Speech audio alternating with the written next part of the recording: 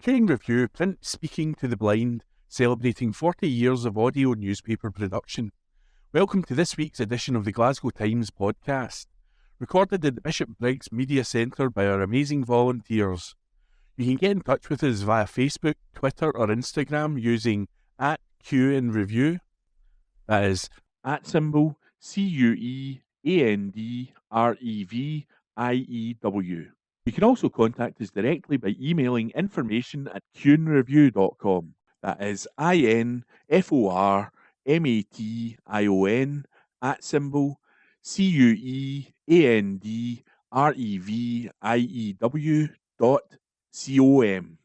or by calling 0141 772 3976. That's 0141 772 3976. The Glasgow Times on Thursday the 28th of March 2024. From the news section. DVLA driving licence address could see you fined £1,000. This article was written by Joshua Cyril and read by me, Corey. Drivers have been warned they may face a £1,000 fine because of their address. Experts have warned that a little-known DVLA rule could leave motorists facing a hefty fine this year. Drivers must update their address on their licence, vehicle logbook, vehicle tax and private number plate documents every time they move. Failing to do so could land you with a £1,000 fine. Experts from Motormatch explained, address updates are more than just a matter of compliance. In the unfortunate event of an accident, having accurate address details ensures that essential information reaches the right individuals promptly, expediting necessary processes and potentially saving lives. The DVLA's requirement to update your address information extends beyond just your driving licence. It includes your vehicle logbook, direct debit for vehicle tax, and private number plate documents.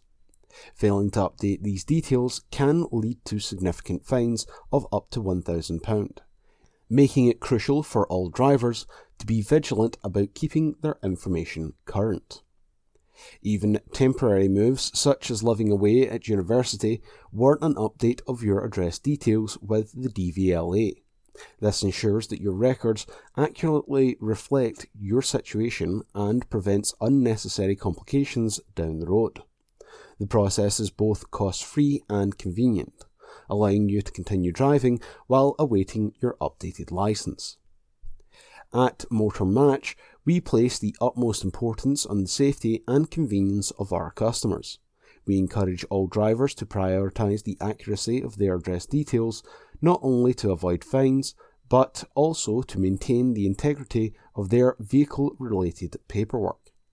Staying vigilant in this regard is an essential part of being a responsible and law-abiding driver. Martin Lewis, DVLA, driving licence warning. Martin Lewis has warned drivers who passed their test before 2015 to make a quick check now to avoid a £1,000 fine. The DVLA has found that more than 2 million licences may be out of date, putting drivers at risk of a fine. Photocard licences must be renewed every 10 years to ensure the image is a true likeness of the driver. Expiry dates are displayed in Section 4B on the front of the cards. Failing to return an expired licence to the Driver and Vehicle Licensing Agency (DVLA) is an offence under the Road Traffic Act 1988 and can be punished with a fine of up to £1,000. Money-saving expert Martin Lewis warned in his latest newsletter, "Has your photo driving licence expired? 2 million have. They usually expire after 10 years, so check its Section 4B to see. Our driving licence check guide has full info on how to renew safely and cheaply and avoid a hefty fine. A quick check now could save you a fine of up to £1,000 if your photocard's expired. It's an annoying £14 to renew, £17 if you renew by post, but that's a far better option than a fine. The DVLA advises people to renew on its official website as it is the quickest and cheapest method.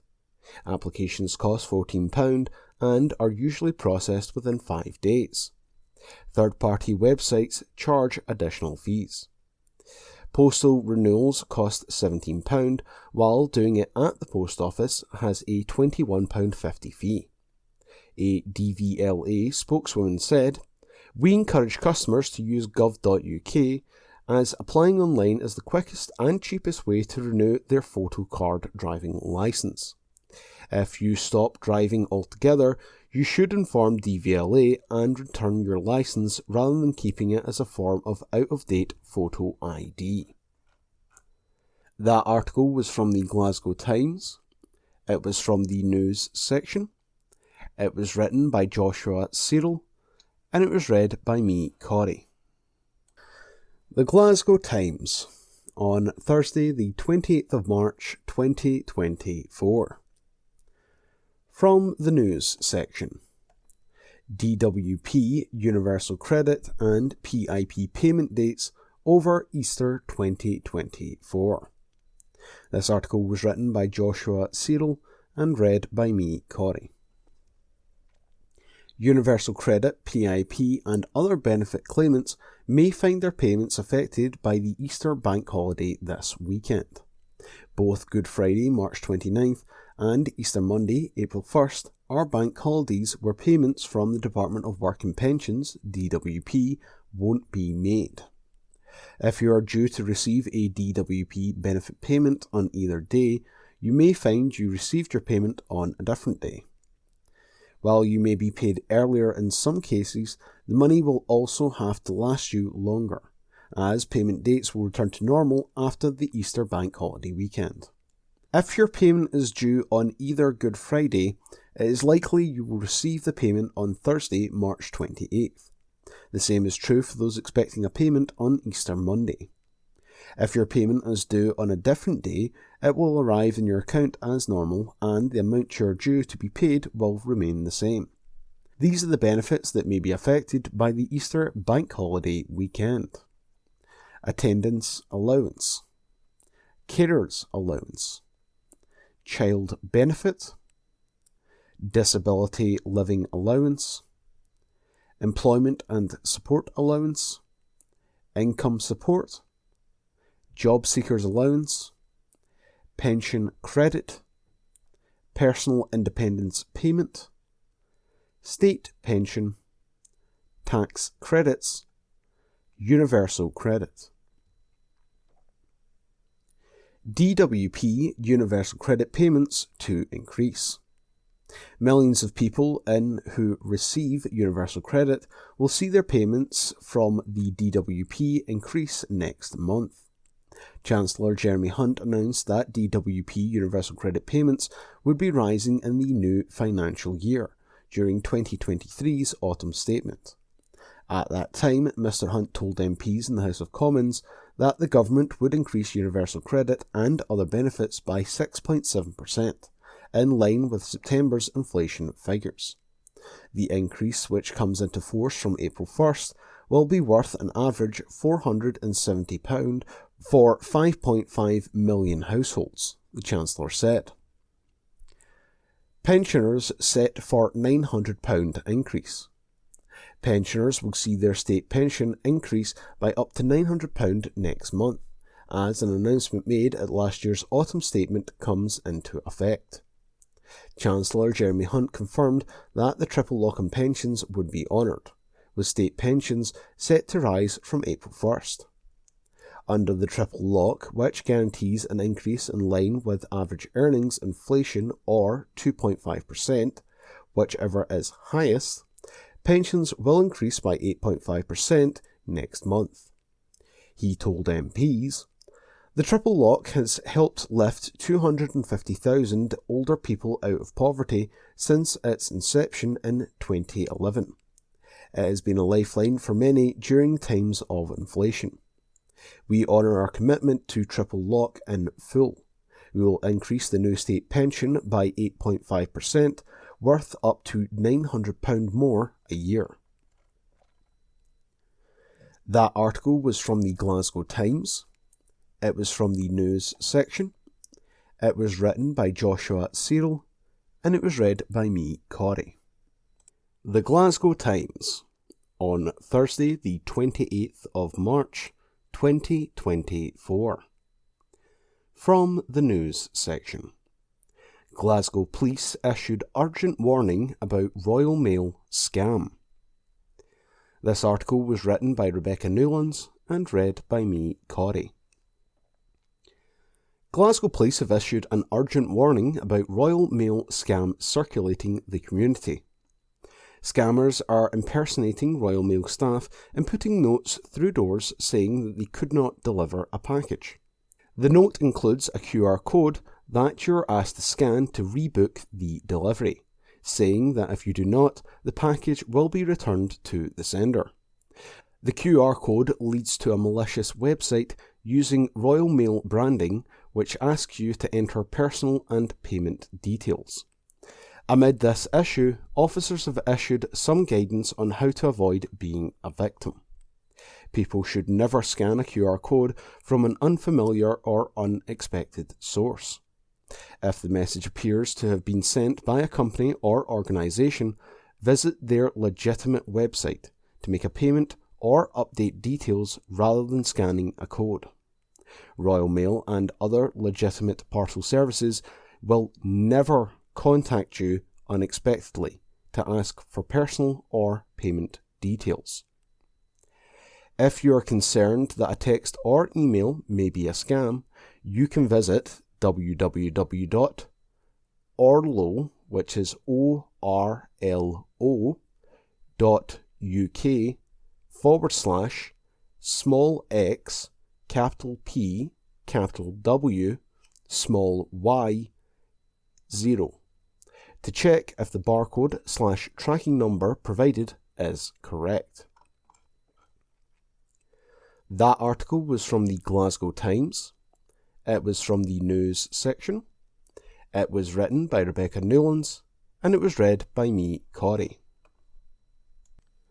The Glasgow Times, on Thursday the 28th of March 2024. From the news section.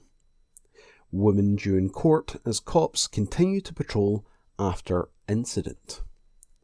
This article was written by Rebecca Newlands and read by me, Corey. A woman is due in court following an incident on a busy street as cops continue to patrol the area. Officers responded to a report of an incident in Church Street and St Andrew's Court in Blantyre on Wednesday evening.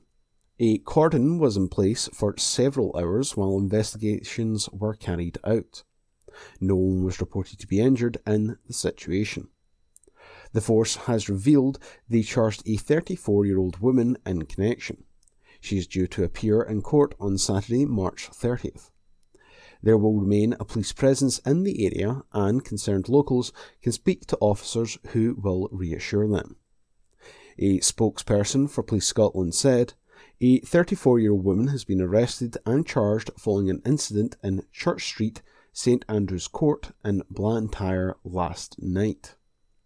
She is due to appear in Hamilton Sheriff Court on Saturday, March 30th, 2024.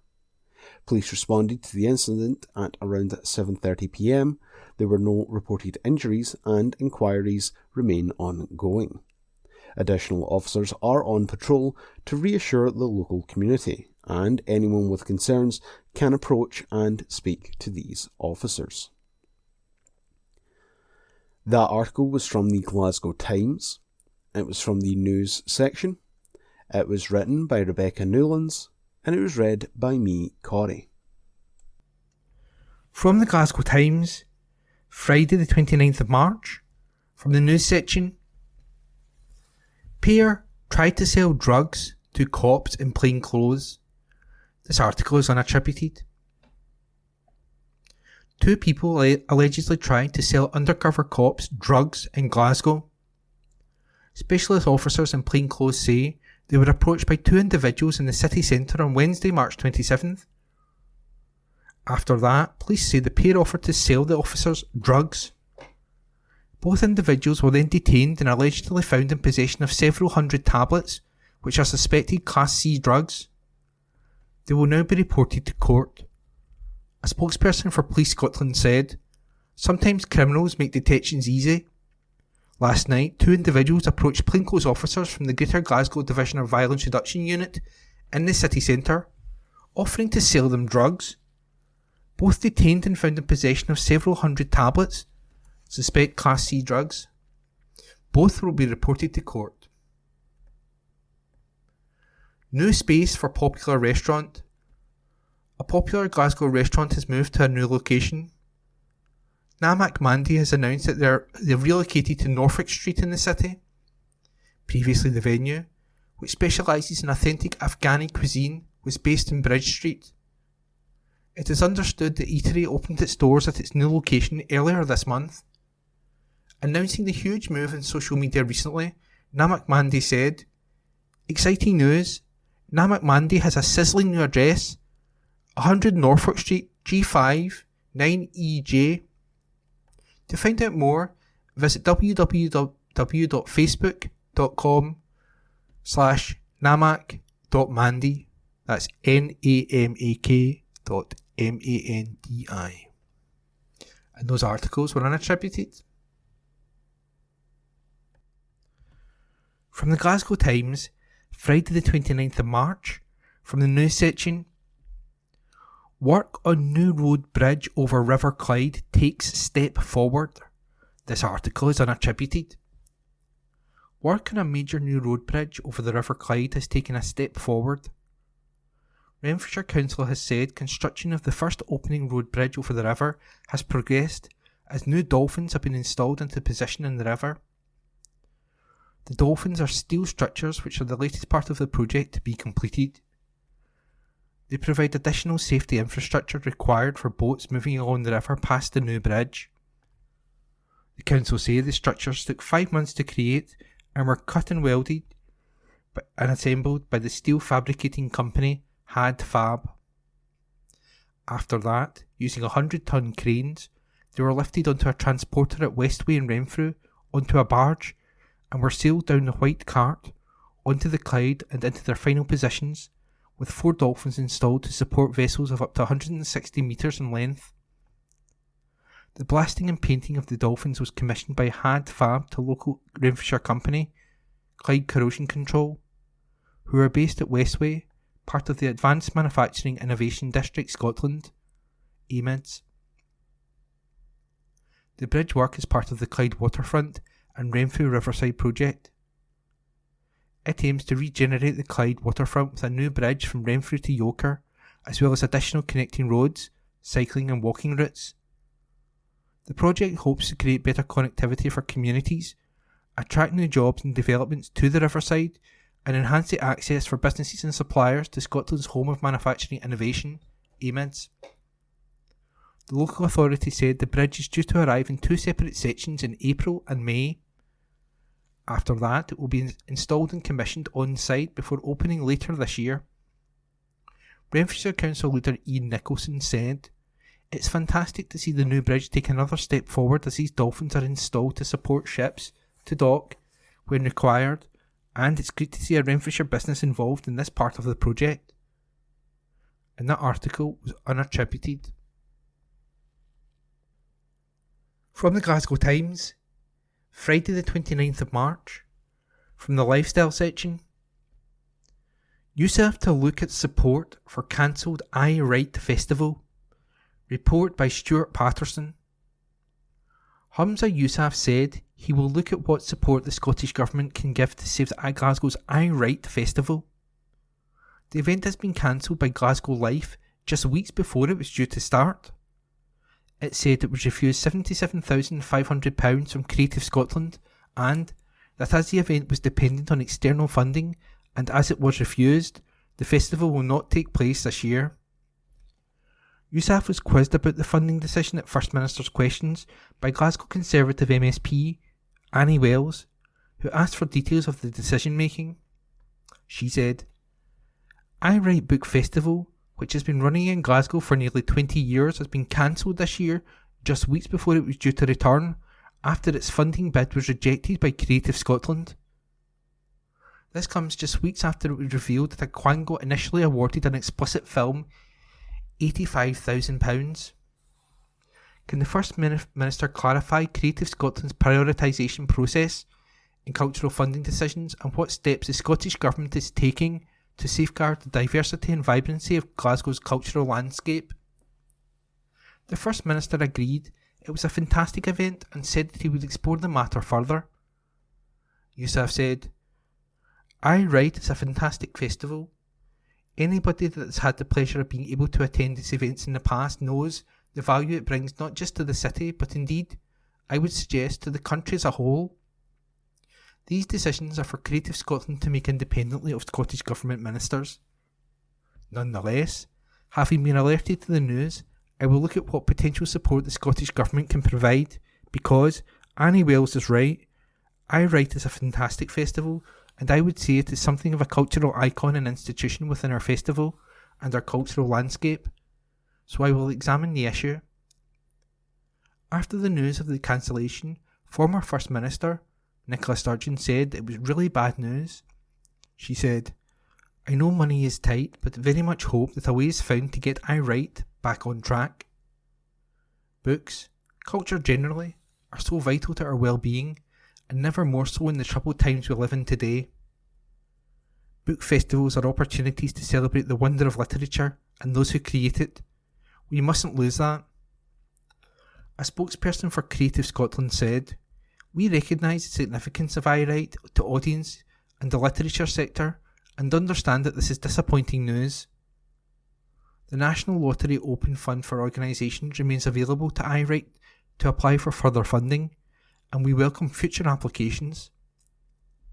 As demand for these funds continues to increase, Creative Scotland also continues to advocate for more resources to support culture and creativity across Scotland."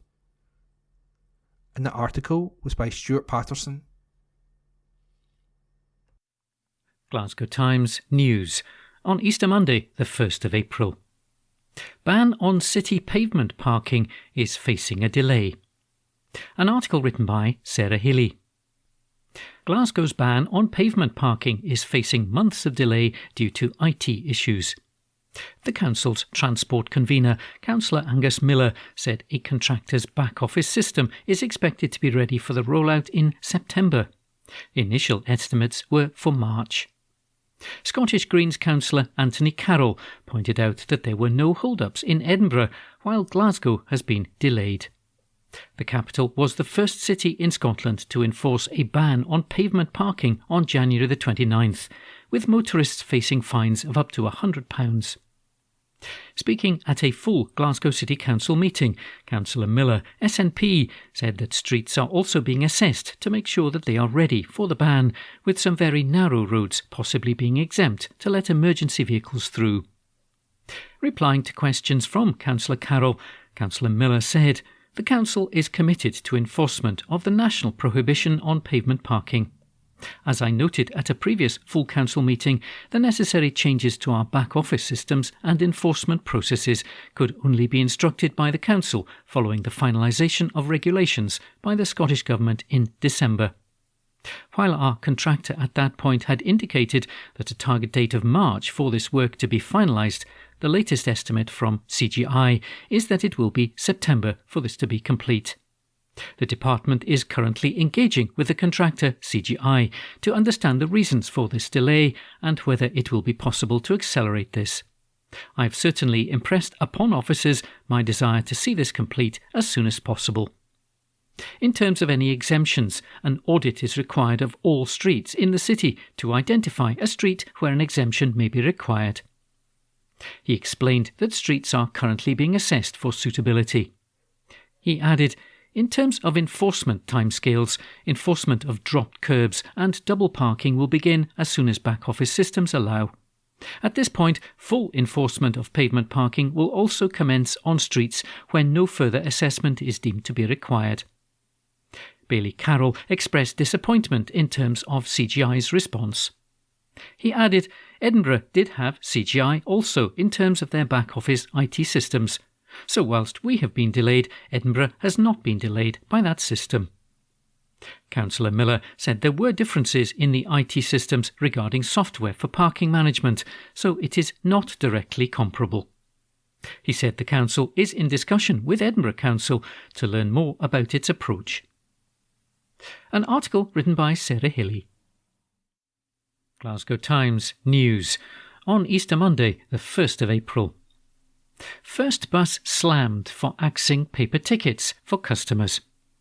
An exclusive front page article written by Kirsty Fierig. First bus has been slammed for axing monthly paper tickets for customers. Passengers will now have to download an app to pay for a 4-week pass, but have been accused of discrimination and digital exclusion for the move. One customer who relies on the bus to get to work every day told the Glasgow Times he can't afford a smartphone, so he therefore can't access the apps. Another commuter, Scott Flanagan, claims First Bus isn't thinking of low-income customers, as he was told to use a second phone when his mobile runs out of charge. Scott said, "I do have a smartphone, but it doesn't hold a lot of charge. When I asked First Bus what will I do when it dies, they said to use another phone. I don't have another phone." They aren't thinking about people who don't have a lot of money. My friend doesn't have a phone that has apps, and he is just being forgotten about. We can't just buy new phones or second phones so that we can get the bus. When I tried to complain on the phone, they said I had to do it on the website, which is even more of a digital exclusion for people who aren't online. We rely on monthly paper tickets just to get to work, so to take them off us isn't right. We can get paper daily or weekly tickets, but it would cost a lot more money, which isn't fair. At least with the franchising system, the passengers will have some sort of say and make the buses accountable. Scott's friend, who wants to stay anonymous, said, "I've been using the monthly paperback Transcard for years as I find it convenient and very straightforward to use. First Bus, for some reason, has decided to stop this and is forcing me to use the app, which takes away my choice as a customer. I cannot use the app because my phone is not compatible, and it will cost me at least £150 to upgrade to a smartphone just to use an app. I feel that this is a form of discrimination and digital exclusion." A spokesperson for First Bus said, "Due to the end of our agreement with PayPoint, we can confirm that our paper 4-weekly tickets are no longer available. However, it does remain available through digital platforms. Customers can still purchase single, return, day or weekly tickets on the bus should they be unable to access our digital platforms. All First Bus vehicles in Glasgow accept payment via cash, card or contactless methods, meaning customers can use whichever method is best suited to them to travel on our services. We would encourage as many customers as possible to use the First Bus app, as it provides them with the most up-to-date live information. However, it is not a necessity to have a smartphone to travel on the bus." An exclusive front-page article written by Kirsty Fierig. Glasgow Times on Bank Holiday Monday, the 1st of April. Lifestyle. Booker Prize winner slams festival acts. An article written by Nicole Mitchell. A Booker Prize winner has hit out after Glasgow's I Write festival was shelved due to a lack of funding. Douglas Stewart, author of Shuggy Bain and Young Mungo, took to social media calling the cancellation unacceptable. We previously reported that the plug had been pulled on I Write after it was turned down for financial support by the Scottish Government's arts agency Creative Scotland. While I Write is produced by Glasgow Life, it's understood that it was reliant on Creative Scotland's continuing support through its Open Fund, which supports events such as the Celtic Connections Festival and the Glasgow Film Festival. A bid of £77,500 was rejected. In a thread posted on X, formerly known as Twitter, Glasgow-born Douglas said that Scottish politicians are failing to do their jobs to protect my art, and said Ireland has a better understanding of the importance of culture, people and literature.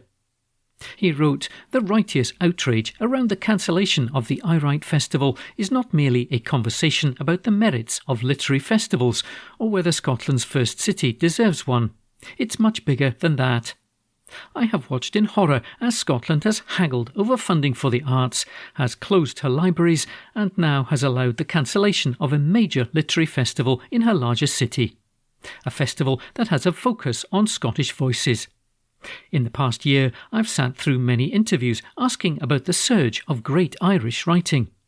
And while Irish writers are great, it's also clear to me that Ireland understands that culture, people and literature are her strength, and they fund it like they mean it. I toured all the major Irish festivals and then spent another week touring the smaller towns from Ennis to Drogheda, and yet my hometown of Glasgow, Scotland's largest city, can't have a literature festival. That's unacceptable." He continued, "When I won the Booker Prize, within hours of the announcement, many of the major political parties contacted me asking for my support. But the politicians who wanted to use my art to protect their jobs are failing to do their jobs to protect my art. I Write is not just about one city or one festival. It's about a nation's pride in her art. It's about working class access to literature. And let's not be coy here, working class people are crucial to Scottish literature." Launched in 2005, I Write featured around 175 authors appearing in more than 120 events across 10 days last year. Guests included the former First Minister Nicola Sturgeon, crime writer Val McDermott, poet Liz Lochhead, comics Frankie Boyle, Josie Long and Janie Godley, and broadcasters Sally Magnuson and Asma Mir. Glasgow Live has also shelved the We Write Book Festival for Children and Young People, which was held separately from I Write. A spokesperson for Glasgow Live said, "The I Write and We Write book festivals celebrate the joy of reading, writing and books, bringing audiences and authors together. Their delivery is dependent on securing external funding, and while bids for funding support continue to exceed monies available, especially during the current difficult economic climate, some events will inevitably miss out. I Write and We Write have developed and grown over the years, thanks in part to support through Creative Scotland. Our 2024 funding application to Creative Scotland was not successful, so I Write and We Write will not be able to take place as festivals this year. We appreciate that this will cause considerable disappointment. Glasgow Live will organise some pop-up I Write events during 2024 and will develop an application for multi-year funding starting in 2025, which, if successful, means a return for the festivals next year.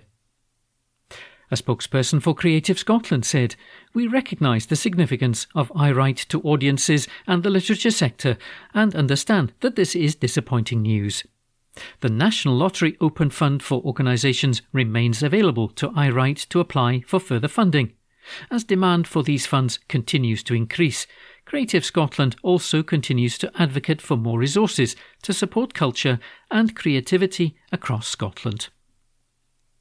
An article written by Nicole Mitchell. Glasgow Times News on Bank Holiday Monday, the 1st of April. Workers to benefit from the national minimum wage increase. An article written by Ben Waddell. Workers in Scotland are to benefit from the largest ever cash boost to the national minimum wage. 200,000 workers across the country will receive a pay increase as the national minimum wage and the national living wage rise comes into effect from today. The rate rises include a 9.8% increase in the national living wage, taking it from £10.42 per hour to £11.44. The £1.02 increase per hour is the largest ever cash increase to the national living wage. Business Minister Kevin Hollinrake said, "Today's announcement is an historic moment as we end low hourly pay for those on the national living wage in the UK. Full-time workers on the national living wage now earn over £8,600 per year more since its introduction as we continue to protect people's income. Today's increase will help around 3 million low-paid workers, supporting families in Scotland and across the UK. Scottish Secretary Alistair Jack said, "The biggest ever rise to the national living wage that comes into force today will make a huge difference to around 200,000 hard-working Scots, with an increase of more than £1 an hour to £11.44. This comes on top of the second 2p cut to national insurance, in addition to the first 2p cut in January, worth an average of £680 extra per year to around 2.4 million Scottish workers. Seeing people keep more of their hard-earned wages is all part of our plan to boost prosperity as we see the economy grow." An article written by Ben Waddell. Glasgow Times News on Bank Holiday Monday, the 1st of April. New hate crime law comes into effect. An article written by James Walker. The Scottish Government's controversial new hate crime law comes into effect today.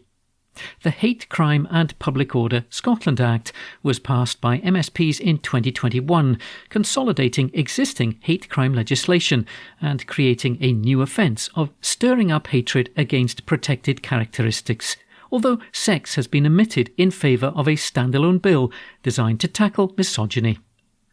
A stirring up offence on the basis of race has been on the statute book in Scotland since 1986. But the legislation has raised concerns about a potential chilling of free speech. Prominent critics include author J.K. Rowling, podcaster Joe Rogan, and Elon Musk, the owner of X, which was formerly known as Twitter. The Act has also raised the ire of policing bodies, with the Scottish Police Federation claiming training for officers is not enough, and the Association of Scottish Police Superintendents raising concerns about the legislation being weaponised for political purposes. It warned vexatious comments could be made against people based on their views by political opponents. In a letter to Holyrood's Justice Committee, they said that the law could be weaponised by an activist fringe across the political spectrum. But on Friday, First Minister Humza Yousaf said, "I would say to anyone who thinks they're a victim of hatred, we take that seriously. If you felt that you are a victim of hatred, then of course reporting that to the police is the right thing to do. If you're thinking about making a vexatious complaint, if you're thinking about making a complaint and there's no merit in that, then do know that the police will take that seriously in terms of tackling vexatious complaints, and so I would urge you not to do it." The First Minister has repeatedly said that there is disinformation being spread about the bill and what it entails, claiming there is a triple log of protection for speech. An article written by James Walker. From the Glasgow Times, Tuesday the 2nd of April, from the news section. 3,000 more motorists fined over LEZ breach. Report by Stuart Patterson. More than 35,000 fines have been issued since Glasgow's low emission zone came into force. Thousands more have been added in the latest monthly figures. An update shows in the first 9 months of enforcement, since June last year, a total of 35,195 fines have been handed out to drivers who fell foul of the scheme. The latest data shows 3,001 fines issued in February. The latest monthly total showed there were 113 cases where the fine reached a maximum of £960 because they had been penalised for the 5th time. In total, 560 maximum fines have been dished out by the council. In February, there were £2,487 first-time penalties handed out, where the drivers are fined £60. The fine doubles for each subsequent breach up to a maximum of £960. The zone, and how it has been implemented, has been the subject of criticism and protests, including from some in the business community and taxi trade. Last month, the Glasgow Times reported how a Glasgow business had dropped its appeal against the Court of Session decision that ruled that the LEZ was lawful.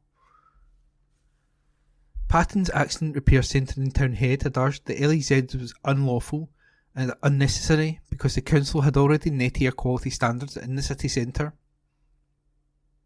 Glasgow City Council said the LEZ is necessary to reduce pollution. The council states, "Although we've made good progress in recent years to improve Glasgow's air quality, Harmful nitrogen dioxide has been recorded in our city centre at levels that do not meet the legal requirements. As the main source of this harmful pollutant is from road traffic, Glasgow's low emission zone is an essential measure to improve air quality and help protect public health, especially for the most vulnerable. Glasgow's LEZ can also help accelerate the uptake of less polluting vehicles, encourage people to move away from private car use, and increase the safety, attractiveness and amenity of our city centre. And that article was by Stuart Patterson. From the Glasgow Times, Tuesday the 2nd of April, from the news section, 999 crews rush to stabbing alert. This article is unattributed. A huge emergency response was spotted on a busy street after a man was brutally stabbed on Easter Sunday. The incident took place on Aitken Street in Airdrie shortly after 6 p.m. on Sunday. Emergency crews rushed to the serious assault. Following that, a 60-year-old man was rushed to hospital with serious but not life-threatening injuries. During the incident, multiple ambulance crews and police vehicles were pictured in the area. The man was discharged from hospital after the horror ordeal. An investigation into the brutal attack is ongoing. A spokesperson for Police Scotland said, around 6 p.m. on Sunday, March the 31st, 2024, police were called to the Aitken Street area of Airdrie following the serious assault of a 60-year-old man. The man was taken to Queen Elizabeth University Hospital with serious but not life-threatening injuries. He has since been discharged and inquiries into the incident are ongoing. And the article was unattributed. From the Glasgow Times, Tuesday the 2nd of April, What's on Glasgow? ABBA documentary lifts lid on iconic Glasgow lyric. Article by Anne Fotheringham. A new documentary about ABBA reveals the famous line about Glasgow in the song Super Trooper was actually dreamt up on stage in the Apollo. The legendary city music venue was also the only stop in the worldwide tour where the group had to have an intermission so the bar could open. In When ABBA Came to Britain, which marks 50 years of the Swedish supergroup's links with the UK, singer-songwriter Björn Ulvaeus reveals the line, "I was sick and tired of everything when I called you last night from Glasgow," just came naturally to him at the Apollo. He adds, "The song is about waiting for my new girlfriend, and I was thinking about that while I'm up on stage." Super Trooper was the title of the track of the band's next album, released in November 1980. Thomas Johansson, who produced all of the ABBA tours in Britain, says he remembers the Apollo date in particular. "We had to have an intermission in Glasgow so they could have the bar open," he recalls with a smile. "It was the only place we had an intermission." Broadcaster and author Stuart McConey says the Glasgow gig, which was the last time ABBA played in Britain, was the end of an era. He adds, "The city became immortalised when Bjorn wrote that line, 'I was sick and tired of everything when I called you last night from Glasgow,' and then wishing every show was the last show in terms of the UK. It was the last show."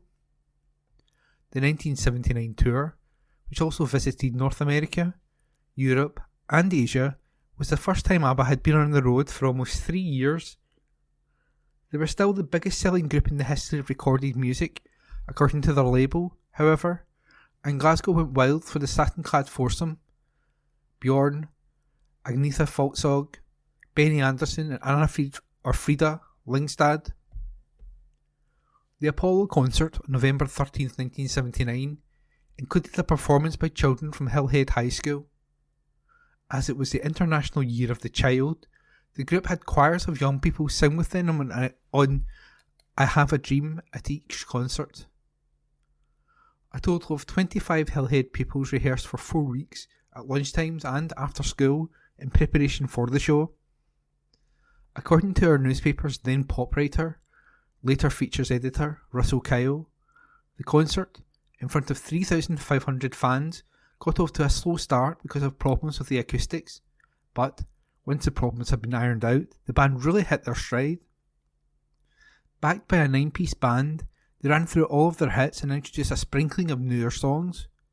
He added the biggest cheer on the night was reserved for Frida, who appeared in a Scotland football top. It was 3 years since ABBA's last show, he wrote, but the group seemed to have lost none of their appeal. Ever since they were introduced on stage at the Brighton Dome, resplendent in unforgettable platform heels and satin, ABBA have held an enduring place in Britain's hearts and in British pop culture. The new documentary features previously untransmitted interviews with ABBA and takes an affectionate look at the band and its fascination with British music, including the Beatles in the 1960s. After winning the Eurovision Song Contest with Waterloo in 1974, the band would eventually find global stardom, but their relationship with the UK remains unique. When ABBA Came to Britain will be broadcast on April the 6th as part of a dedicated Saturday night of ABBA specials on BBC Two. And that article was written by Anne Fotheringham and read by me, Ian McKenna. From the Glasgow Times, Tuesday the 2nd of April, from the news section, Brazen thief pinches Range Rover. This report is unattributed. Police are hunting a brazen thief who stole a plush Range Rover from a driveway in Rutherglen. Officers say the high-value crime took place on Coldstream Drive shortly after 10:30pm on Friday, March 29. During the incident, a grey Range Rover Sport was stolen via what detectives call a relay theft. Police say a person wearing dark clothing was seen in the area and got into the car before driving off in it. It is understood the vehicle was specifically targeted. An appeal for information has been issued by officers dealing with the case. Constable Martin Barnsley, who is based at Rutherglen Police Station, said, "We have managed to get CCTV from the area and around 10:30pm on Friday night, a person wearing dark clothing is seen near the car, then getting in and driving off.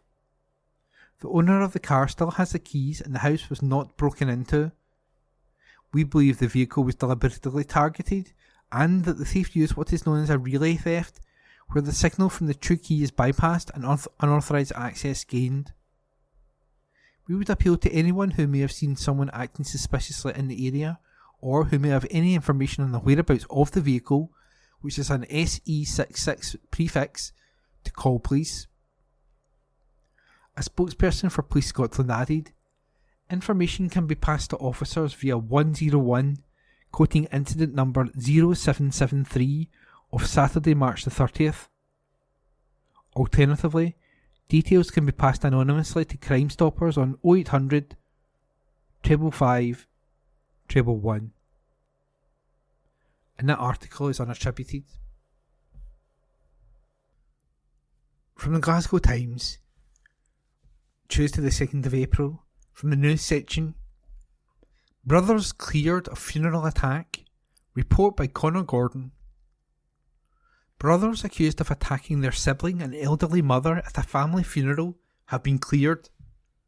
Gerald Burns, 59, and Hugh Burns, 63, were alleged to have assaulted Michael Burns, 56, and Margaret Burns, 92, at Daldowie Crematorium, South Lanarkshire, on May the 23rd, 2022.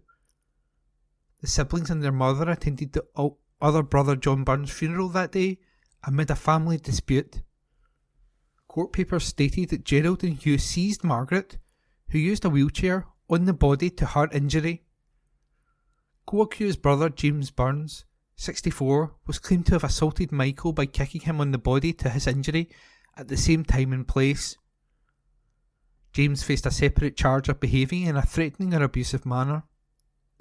It was claimed he repeatedly adopted an aggressive demeanour and uttered homophobic remarks. Gerald and Hugh were also accused of behaving in a threatening or abusive manner. They were claimed to have repeatedly shouted, swore and adopted an aggressive demeanour as well as uttered threats of violence. Gerald and James, both of Uddingston as well as Hugh of View Park, Lanarkshire, had denied the charges against them. Sheriff Alan Mackay found the trio not guilty of the charges, and that report was by Connor Gordon. From the Glasgow Times, Tuesday the 2nd of April, From the news section, councillors agree plan to fly Palestinian flag. Report by Sarah Hilly.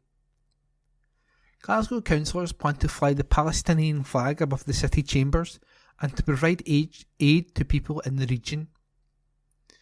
A list of actions has been agreed by city councillors to show solidarity with all of the victims, their families and communities of the ongoing siege of Gaza and related violence.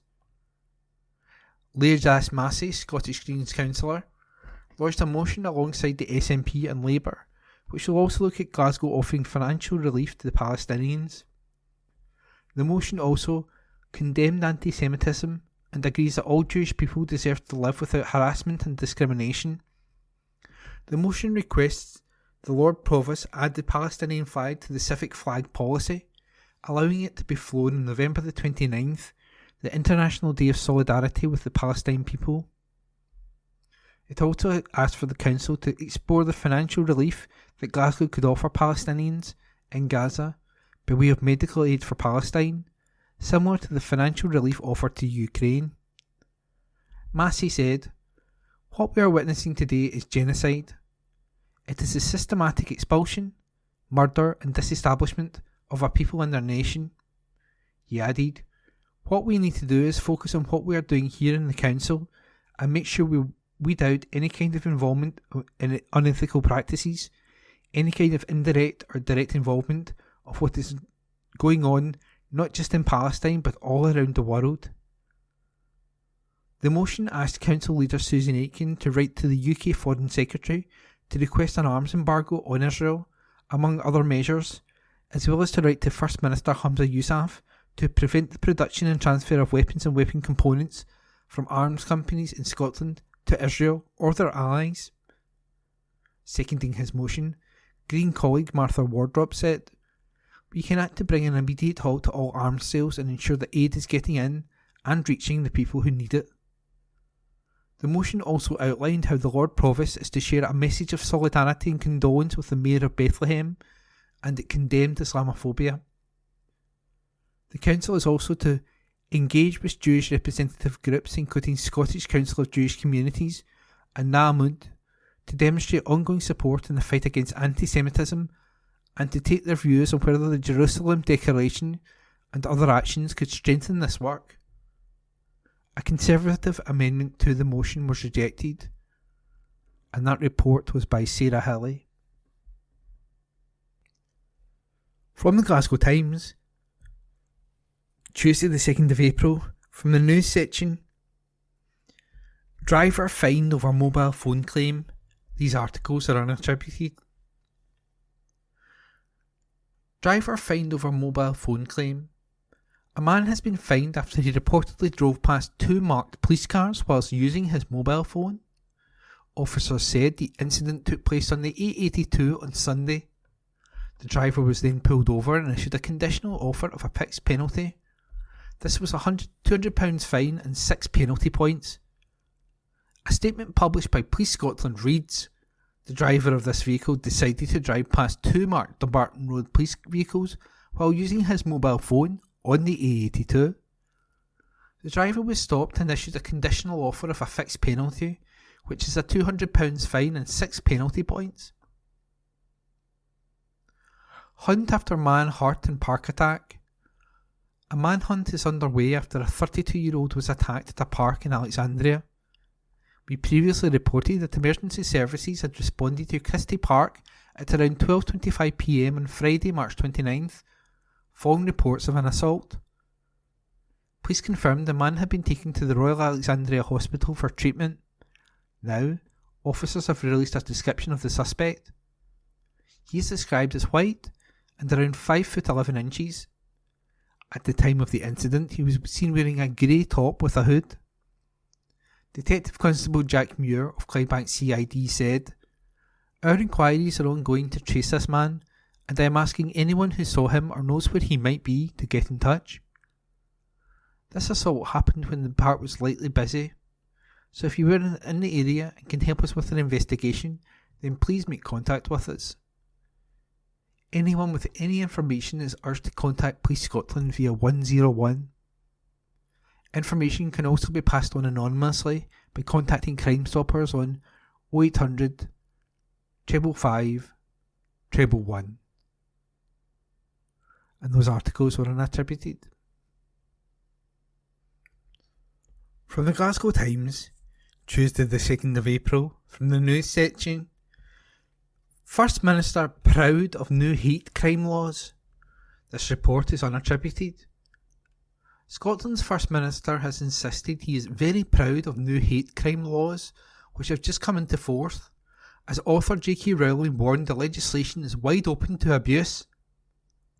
The Harry Potter author, who has become a fierce critic of the Scottish Government's stance on transgender rights, has been one of the highest profile critics of the legislation. The Hate Crime and Public Order Scotland Act came into effect yesterday, consolidating existing hate crime legislation and creating a new offence of stirring up hatred against protected characteristics.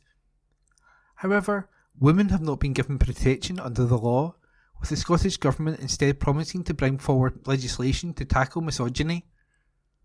But with the new Act giving protection to transgender people, Rowling, who does not believe people can change their gender, insisted, "Freedom of speech and belief are at an end in Scotland if the accurate description of biological sex is deemed criminal."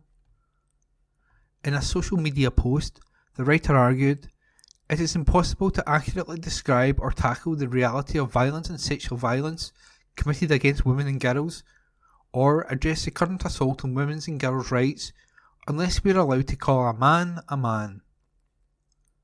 Criticising the new laws, she insisted that the legislation is wide open to abuse by activists who wish to silence those of us speaking about the dangers of eliminating women's and girls' single-sex spaces.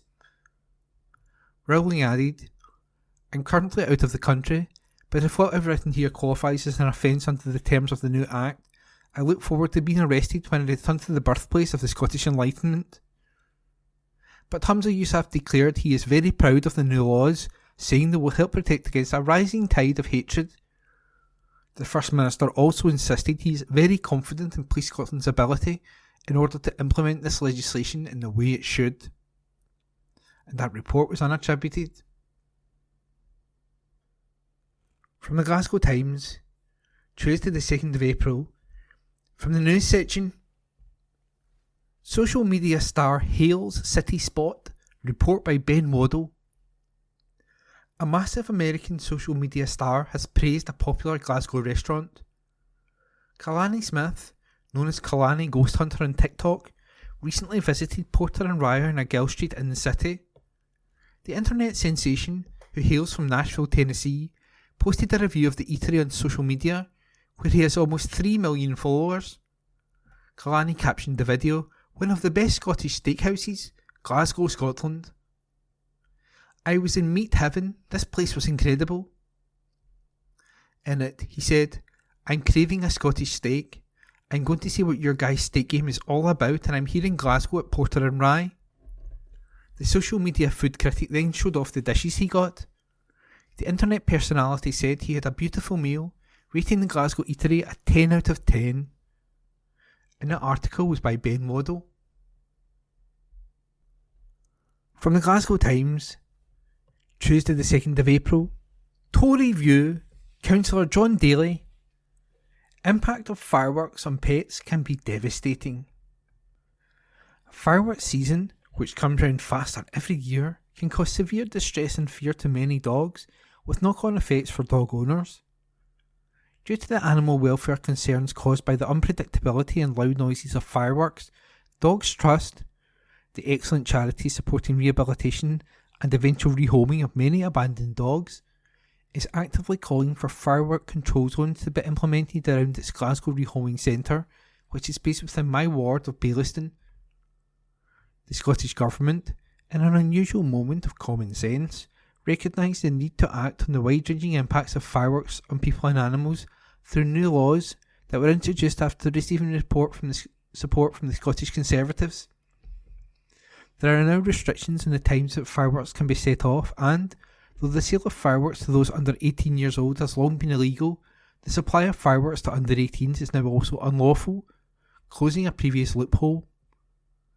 There is no doubt that when fireworks are in the wrong hands, it can lead to devastating antisocial incidents, some against our courageous emergency workers, and it is reassuring that courts can now utilise a statutory aggravation when sentencing offenders who use fireworks to attack emergency workers. Powers have been awarded to local authorities to be able to introduce firework control zones, FCZs, where the private use of fireworks within certain boundaries will be outlawed. During last week's full council meeting, I asked a question of the city convener, Councillor Rory Kelly, about the administration of the FCZ and if he would pay a visit with me to the Dogs Trust Rehoming Centre to discuss its proposals. I recently met with the Dogs Trust team at its fabulous rehoming centre in Broomhouse. The team prepares for months in the run-up to Bonfire Night to implement safeguarding measures for the dogs in their care. Dogs Trust Glasgow was forced to close early and increases staff support over Bonfire Night to ensure dogs remain as relaxed as possible while festivities go on. On Saturday, November the 4th, 2023, it was reported that there were numerous private displays in the vicinity of the centre, including houses very nearby. On Sunday, which was Bonfire Night, the fireworks reportedly started at 3 p.m. and were persistent till around 10 p.m. After that time, fireworks were sporadic until the early hours of Sunday morning. The impact on the dogs and the care of Dogs Trust would have been sustained over around 9 hours. Not only was there a welfare impact on the dogs, but the people setting off the fireworks before 6 p.m. or after 12 a.m. were breaking the law. There are public displays in the area, so people will still be able to enjoy fireworks if a firework control zone is introduced. Nearby displays include the Fort, Carmel Park, Garra Hill Park and Strathlyde Country Park. Tyson is a 6-year-old staffy / collie cross who was in the care of Dogs Trust over Bonfire Weekend 2023. Tyson was particularly distressed due to his life experiences, which had manifested in physical and behavioural issues. He had to be moved into the kennel area of the vet suite for the weekend, which is doubly insulated with walls and windows. Poor Tyson. Fireworks can affect dogs like him who are rehabilitating and preparing for a new home and can contribute to a longer rehabilitation journey due to the stress they cause, which further impacts capacity at the centre.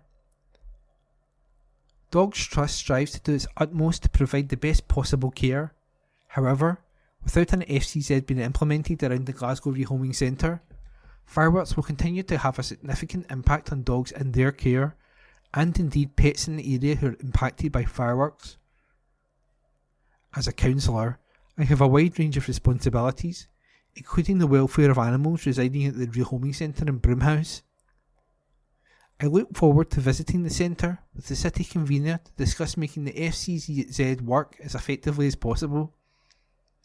To find out how you can support your dog during fireworks season, try www.dog-with-your-seasonal/fireworks.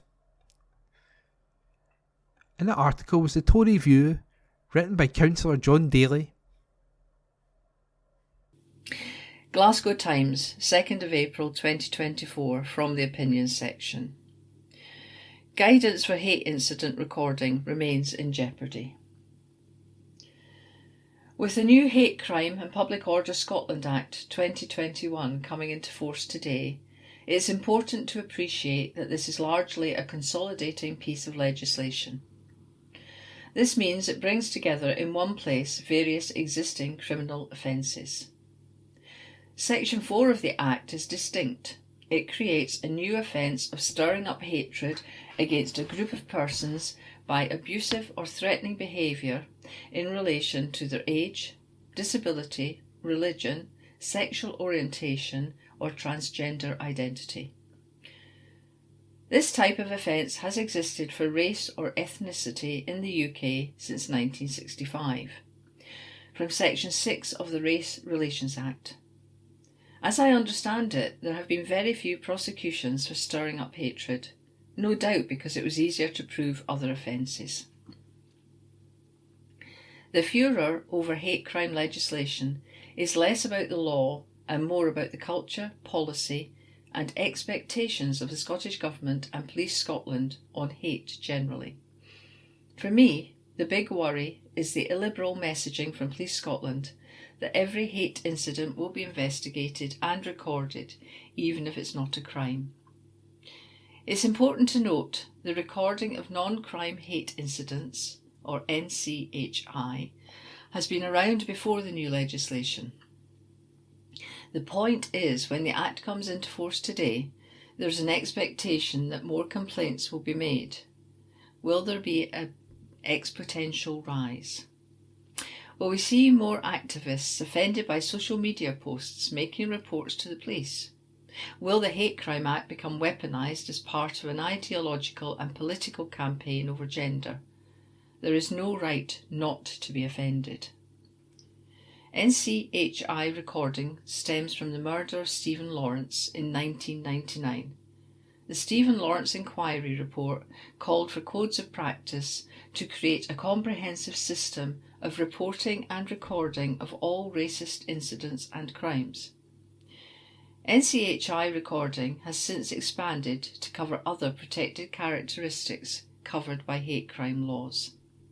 Last week, First Minister Humza Yousaf said such data was vital to help the police. He said it's important that they are recorded because what it does is give police an idea of where there might be spikes in hatred. Police Scotland have stated that as a matter of policy, they will record all NCHIs. But what is this data capturing? Police guidance from 2021 says, the perception of the victim is the defining factor in determining whether an incident is a hate incident or in recognising the malice element of a crime. Evidence of malice and ill will is not required for a hate crime or hate incident to be recorded and thereafter investigated as a hate crime or hate incident by police. This open-door approach to NCHI was challenged in the English Court of Appeal in Miller versus the College of Policing 2021, EWCA CIV 1926. The court held that the recording of an NCHI interferes with the right to freedom of expression and that additional safeguards were needed so that the incursion into freedom of expression is no more than is strictly necessary. Last year, police guidance and rules in England were amended to reject trivial, irrational or malicious complaints and to not record names unless necessary. Police Scotland's guidance hasn't been amended. Standing Miller, that guidance appears open to challenge as being unlawful. That was an article by Mike Daly. The Glasgow Times, 2nd of April 2024, from the opinion section. Our children's futures are not negotiable. Full Council Day, and the Labour group are looking for some honest, truthful answers from the administration. It's my hope that today we get some. The last time we met as a council, the city's budget was set and reality of the financial mismanagement by the Scottish Government came home to roost. After being handed down a slither of the amount of money that we need to run the city, the reality of this egotistical and quite frankly inept administration in Holyrood left Glasgow with no option but to put the children of our city firmly in the firing line. The SNP Green Coalition's budget cuts, a direct consequence of this fiscal irresponsibility, are not merely adjustments on a balance sheet. They are profound betrayal of Glasgow's youth, deepening educational inequalities and further widening the attainment gap. The idea Glasgow schools must bear the brunt of Scottish Government's financial blunders is both tragic and infuriating. These cuts have stripped schools of essential resources, ballooned class sizes to untenable levels, and put the jobs of hundreds of dedicated educators on the line.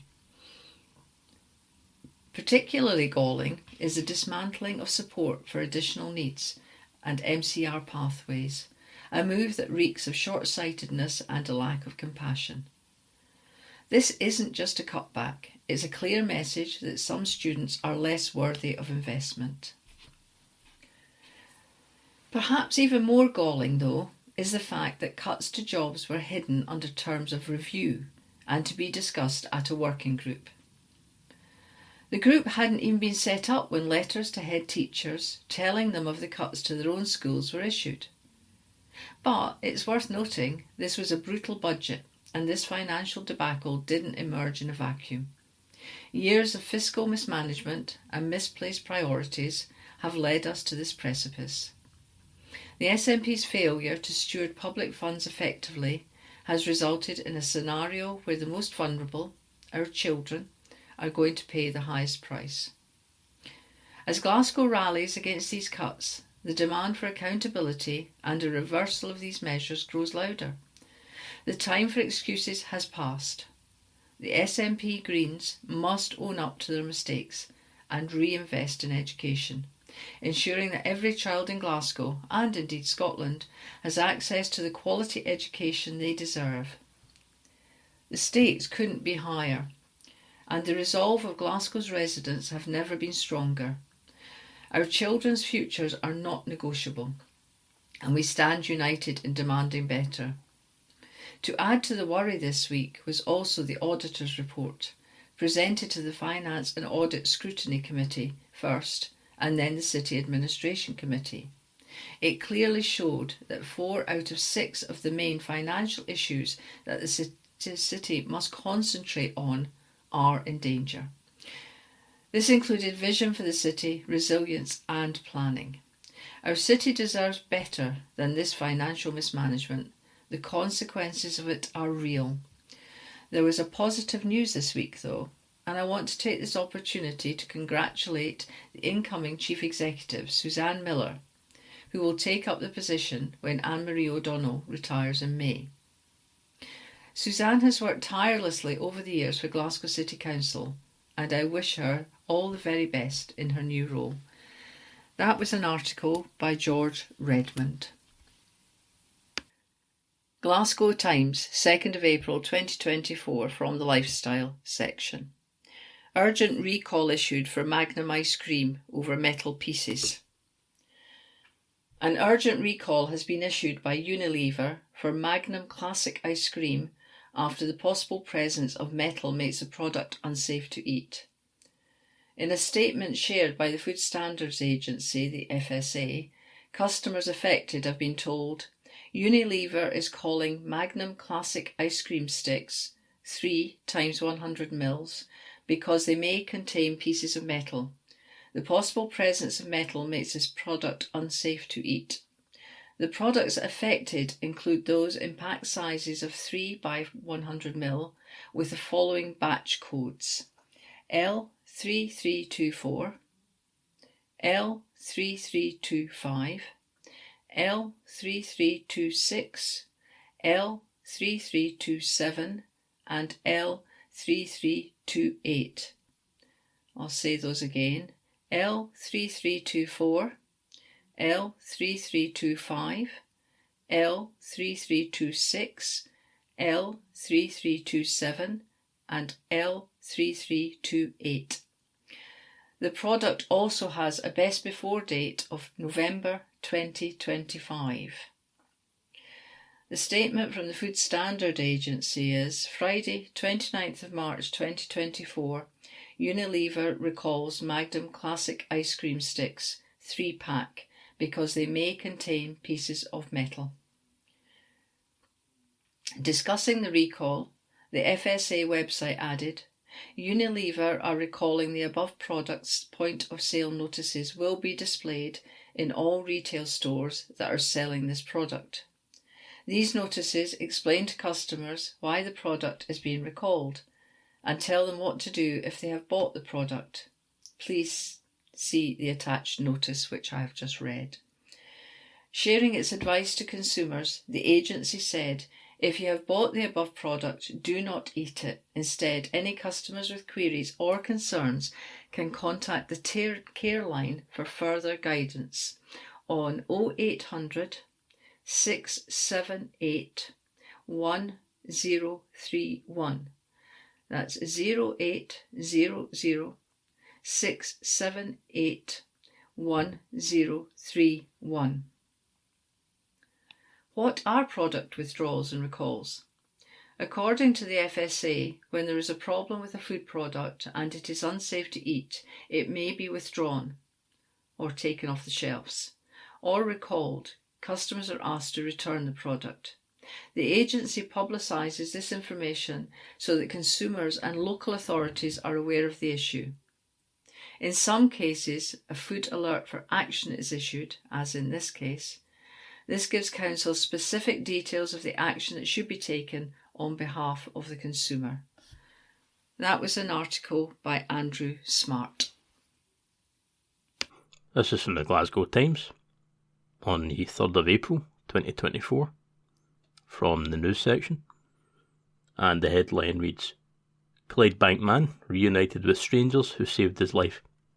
This article is by Ava White.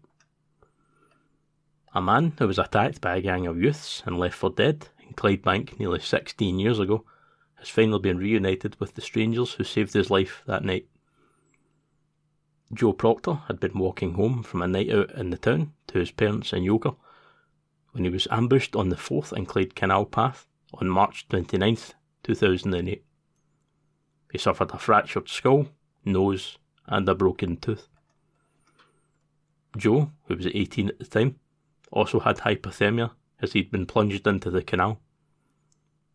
Paramedics said that he could have died had a stranger not pulled him from the water, wrapped him in a curtain to keep him warm, and phoned emergency services. Following numerous public appeals to trace the kind-hearted stranger, Joe told the Glasgow Times he wasn't sure he'd ever find him. However, that all changed when the now 34-year-old recently received a comment on social media. Joe said, I got a message under one of the videos that I'd done a couple of years ago to try and find the woman that saved my life. A guy had seen it and said, I'm sure that's someone I know. I messaged back asking for details and he gave me her phone number. I sent a text and asked if it would be alright to give her a call. I phoned that night and we had a big chat about the whole thing. She told me in detail everything that had happened, that her daughter was involved and that she was also on the call. I didn't even know that there was another person. It came as a bit of a surprise. I wanted to meet them straight away. When we met up, it was really emotional. They told me information I didn't know before. It was quite hard to hear. Joe explained that he had believed he might have provoked his attackers. However, after speaking to the two women, who wished to remain anonymous, he was told that this hadn't been the case. He added, they saw me staggering down the path and thought that's not going to end well, because it happened all the time in that area, where people were getting attacked and there were always gang fights too. They said they could hear me screaming and shouting, I've not even done anything, and then they heard me get put in the water. They rushed over and the daughter had to get into the water and lift me out from underneath my armpits, and the mum helped with my legs. The daughter then grabbed the first thing she could to find to keep me warm, which was a curtain. This was where the mum was on the phone with the ambulance. It was hard to hear, but it managed to give me closure and has helped. When I first met the two of them, I was just crying, hugging them. It was crazy. So much time had passed that I just thought it was never going to happen. When I thanked them, I said, I'm not just saying thank you from me, I'm saying thank you from my friends and my family as well.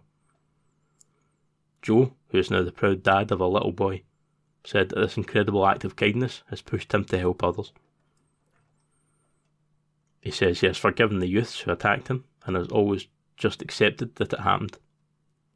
Whilst working as an actor, Joe would visit schools and perform in anti-gang violence plays to raise awareness of the devastating consequences. He said, it's such a weird feeling when a stranger has saved your life, as you just have this built-in drive to find them. It spurred me on to help others. I give blood regularly, and I like to think that's the reason why.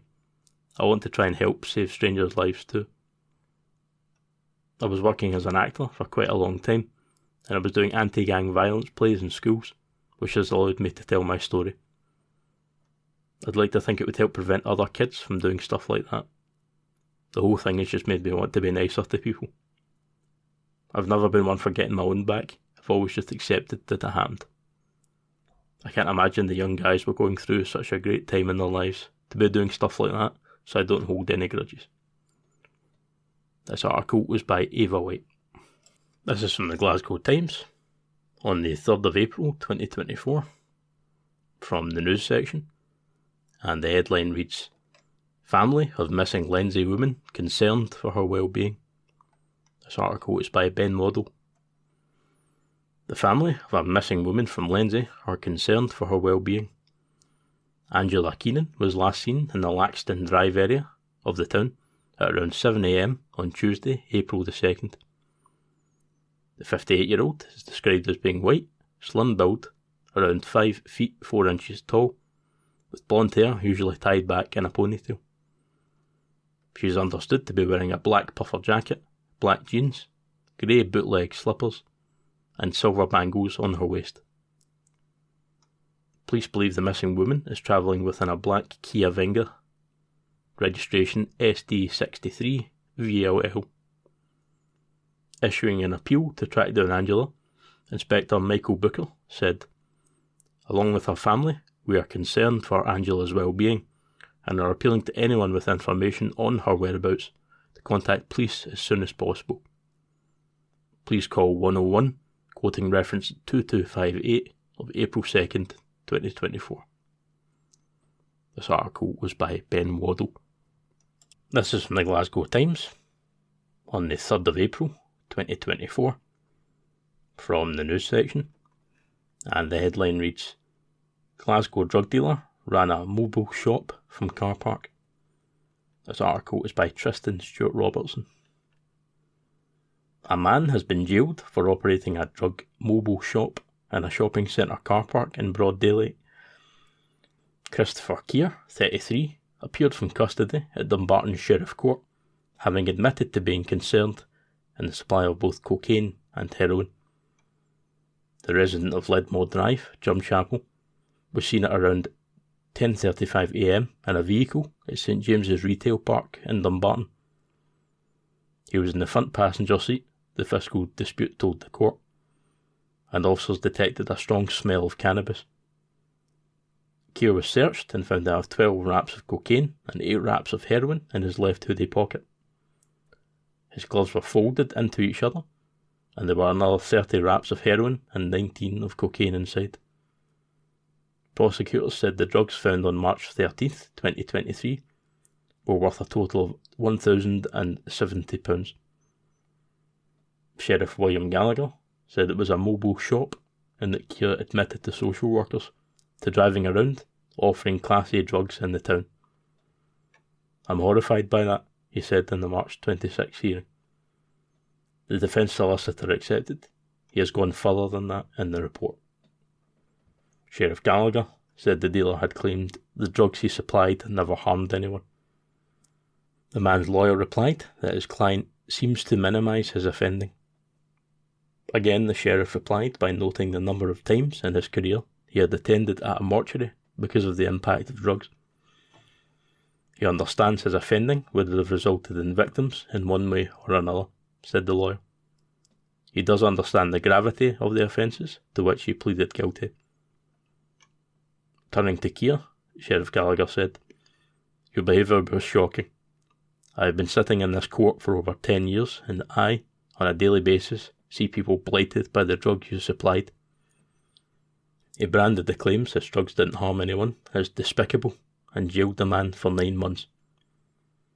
The sheriff told the fiscal dispute to report back to the Crown that he was aghast that the case was classed as a lower summary one, not solemn with stiffer potential sentences. This article is by Tristan Stewart Robertson.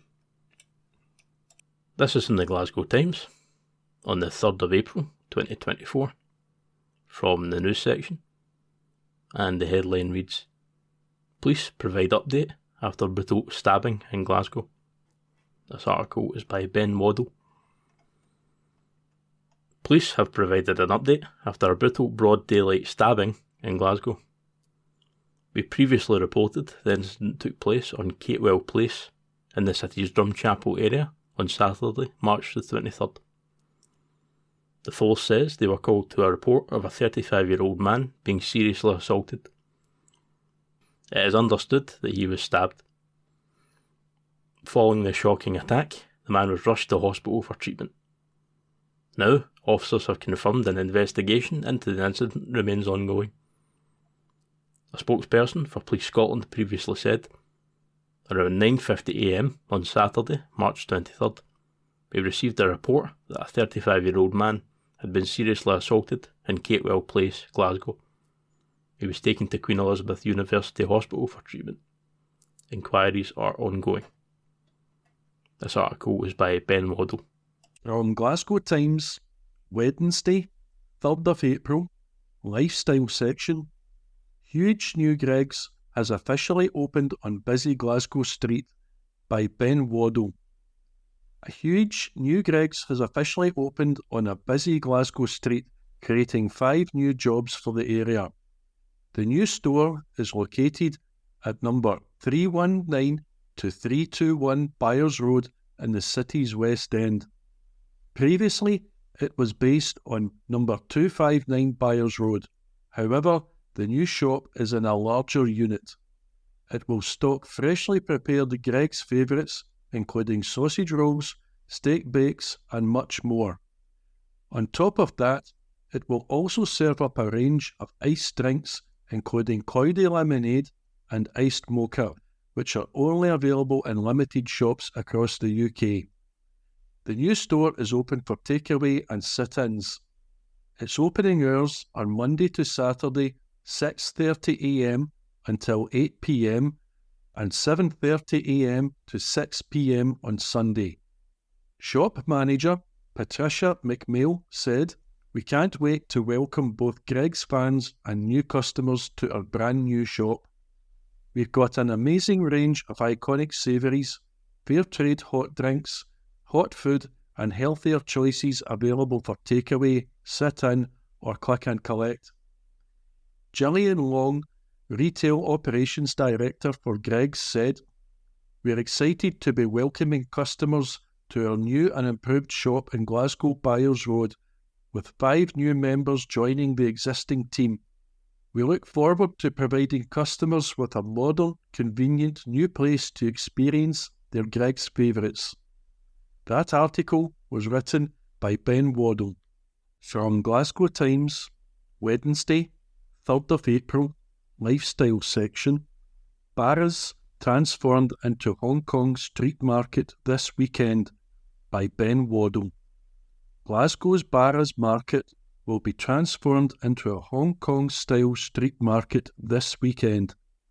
We previously reported the venue in the city's East End will host the event on Saturday, April 6, from 10am to 8pm, and Sunday, April the 7th, from 10am until 4pm.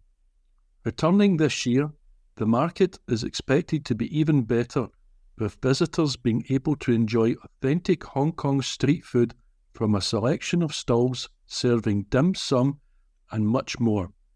On top of that, unique handmade crafts and traditional art pieces will be for sale, while there will also be live performances being held. The event is free to attend. That article was written by Ben Waddle. That concludes this week's edition of the Glasgow Times podcast. Please remember to subscribe to our channels at Review and Review and to tell your friends about our service.